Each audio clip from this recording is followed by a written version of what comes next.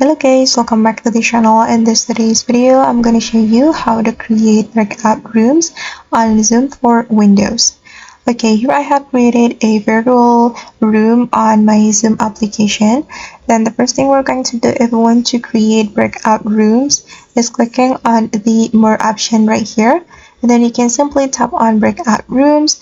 Then you can choose how many breakout room you want to create on the Zoom meeting. Then you can also select the method for your participants to join your breakout room. And for example, I'm just going to create 3 breakout rooms. Then for the method to assign the participants, we can select assign automatically, assign manually, or let participants choose a room.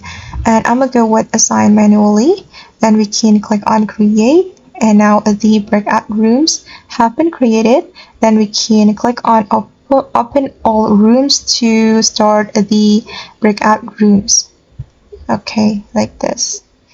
And I guess that's how we can create breakout rooms on Zoom for Windows. I hope this tutorial will be useful for you. Thank you so much for watching, and if you found this tutorial helpful, don't forget to hit the like button, leave your comments, and also subscribe to this channel. See you on the next video.